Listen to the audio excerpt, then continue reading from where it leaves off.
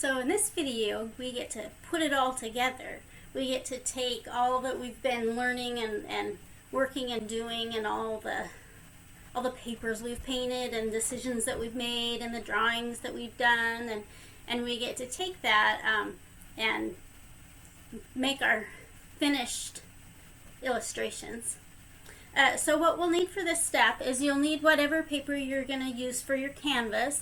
That could be cardstock if it's heavy enough to hold up under the things that you're going to be pasting on it. It could be different kinds of art papers like pastel paper or mixed media paper. I did mine on a 140-pound watercolor paper. It's nice and sturdy. You could also potentially use like a foam core board, and if you do, you want to use a high quality one and not like the dollar store kind, because those bend. What I usually get is they have these ghost line ones at Walmart, but they're not my favorite for doing artwork on, because they're so thick that if you're going to frame the artwork, you have to get special frames that have a deeper rabbet or whatever it is, and so you can't just go down to Walmart or wherever and pick up a frame. You have to search for one that's going to work right. But if you use like a thinner regular art kind of a paper, then that's going to fit into a frame just fine. Other things that you'll need are like scissors. If you have like a little those little whatever kind of knives that they're called, those can be helpful. You'll want your glue, like permanent glue sticks.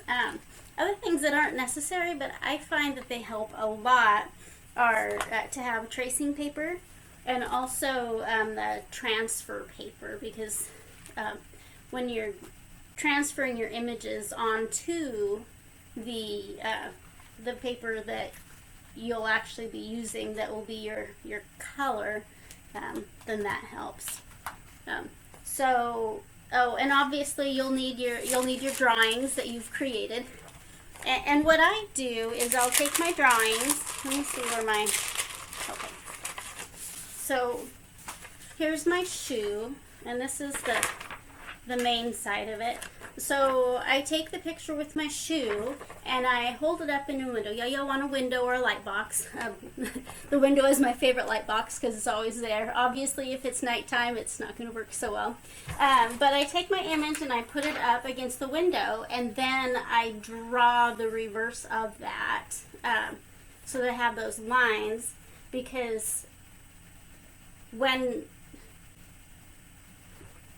what I do is I'll take this and draw it on the reverse, and then I'll take whatever paper that I'm going to use and I flip it over and I draw my drawing on the back of that paper, so that then when I cut that out and flip it over, I'm going to have the right sized image out and there won't be any lines or anything on there.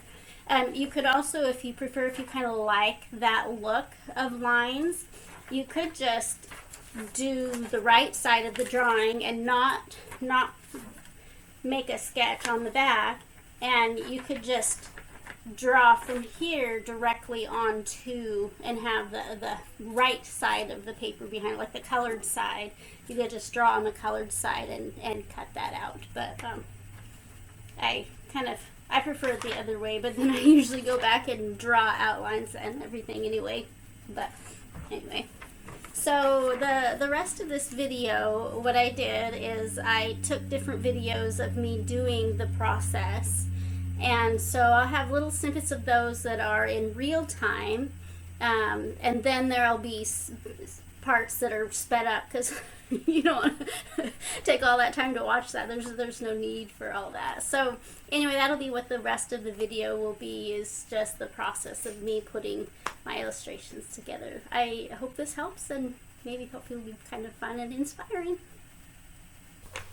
So here I have the paper that I chose to go for my shoe, and I have the picture of the shoe, and I drew the picture on the I copied the picture on the reverse of the page that it was on, so I had a backwards tracing. And now I've put them up on my window, and I have the backwards version of the shoe towards me, and I have the painted paper facing away from me, so I'm going to be drawing on the back of that basically. So I have the picture that I'm drawing, the reverse image, and then the transfer paper behind that. And behind the transfer paper is the painted paper that I'm working on. So I'm tracing over all the lines to draw the outline for what I will end up cutting out.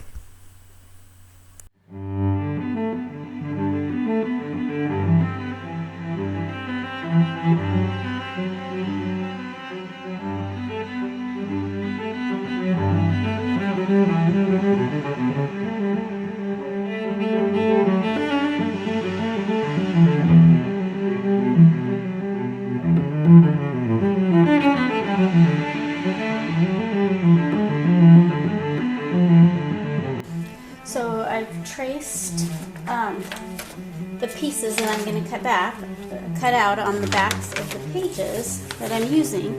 So now what I'm going to do is I'm going to cut all the parts and the pieces out, and then I'm going to kind of just lay them on here so that they kind of are where they're going to be. And then after I get all the pieces cut out, then I'll go through and use my glue stick and start gluing the shoe house together. Pick which scissors I want to try and go with. So this is the toe part of the shoe that's actually going to go on the right hand side of the page.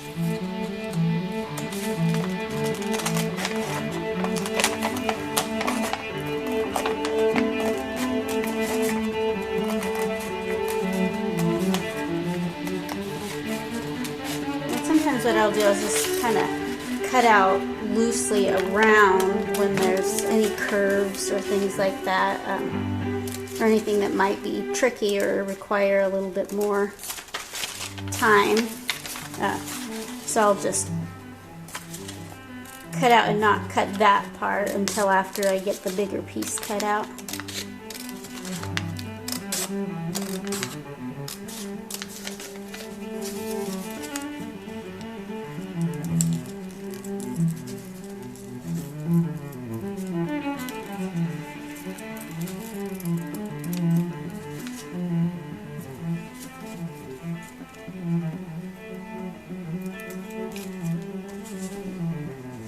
There's that little guy.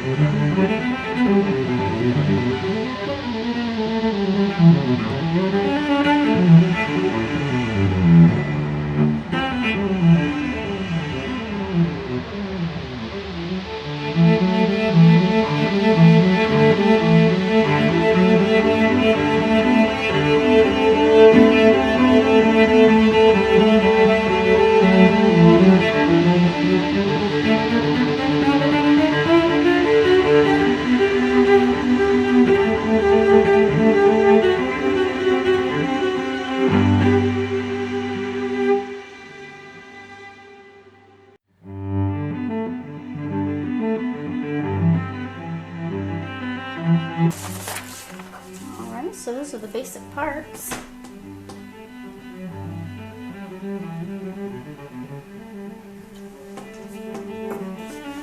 Now we'll start gluing it together. Yay! Now I'll get different magazines in the mail, and so what I like to do is I like to take those magazines and use the pages of them as the backing piece when I'm gluing the pieces together for my illustrations, because then I can just recycle those and I don't have to worry about all the sticky surfaces from the glue. I also like to have a piece of regular copy paper that I'll use to smooth down things. And so I'll show you like with this one at first. So this one will be kind of nice and easy because all we're going to do at this point is just glue this piece at the top, and then we're done with that part for the right hand page for now. So I'll work in a little area of that newspaper, and then I'm just going to line this piece up with the top there and put that on there, and then I'm going to take my plain copy paper and I put it over there, and I just rub nice and hard to get a good bond with that permanent glue stick.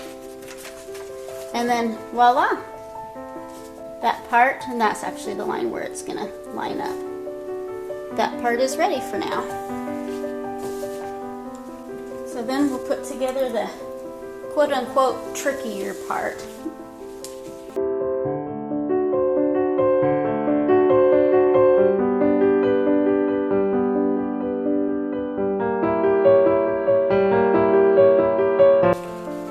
Start with this, and I like to line them up on the page that they originated from, just because that helps me with placement to help make sure I'm getting everything where I want it to go.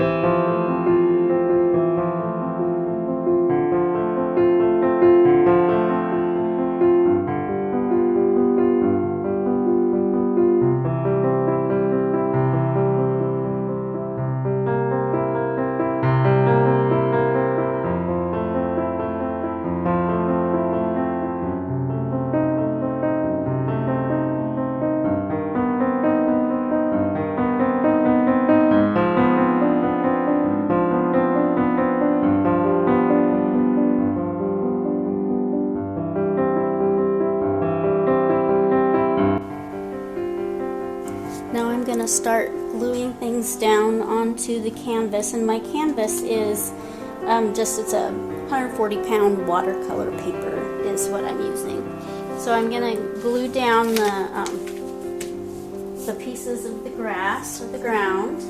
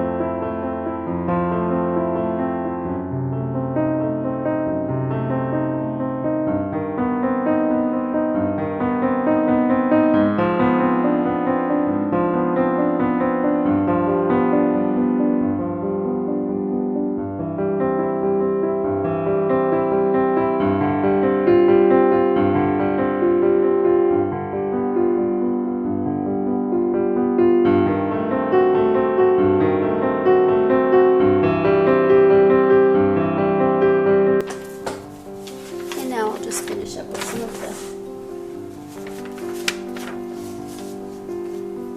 other details with mixed media things, probably some color pencils, I have an artist pen, and I don't know if I'll end up using this, but I have like this white jelly pen too. But anyway, just start working out the details and finish it on up.